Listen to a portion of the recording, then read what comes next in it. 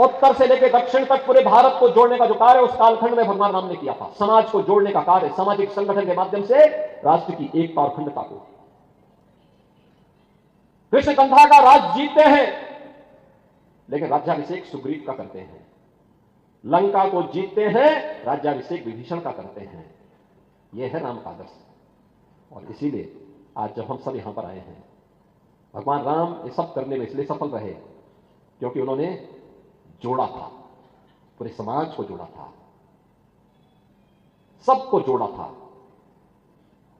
ये जोड़ने के कार्य को अगर हमने महत्व दिया होता, सामाजिक विद्वेष को आगे बढ़ाने और समाज को तोड़ने की, समाज के दुश्मनों की रणनीति को सफल नहीं होने देते, ये देश कभी गुलाम नहीं होता।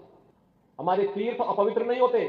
चंद मुट्ठी भर आक्रांता आकर के भारत को पद्दलित करने का दुस्साहस नहीं कर पाते। भारत के वीर योद्धाओं ने रौंद डालते, लेकिन हमारी आपसी एकता में बाधा पैदा करने वाले लोग वे सफल रहे।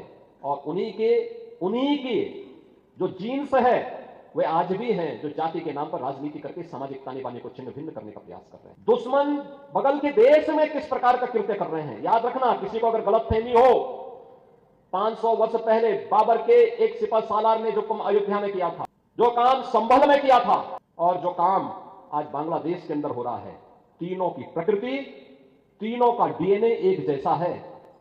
गलतफहमी में मत रहना। अगर कोई ये मानता है कि वो बांग्लादेश में हो रहा है, तो यहां भी बांटने वाले तत्व उनके लिए बेट बन करके खड़े हो रखे हैं, पहले से खड़े हैं। वे समाज के सामाजिक ताने बाने को छिन्न भिन्न कर रहे हैं, सामाजिक एकता को तोड़ करके, आपको बांट करके फिर काटने का और कटवाने का पूरा इंतजाम भी कर रहे हैं।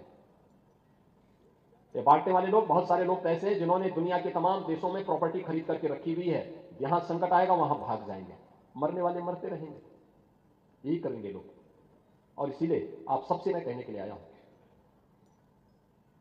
हमने अगर प्रभु को अपना आराध्य माना है, उनके प्रति समर्पण का भाव है, यह तब तक अधूरी है जब तक हम उनके उच्च आदर्शों से कुछ प्रेरणा प्राप्त करके अपने जीवन को उसके रूप में ढालते हैं। और उसके रूप तैयार करना अपने आप को।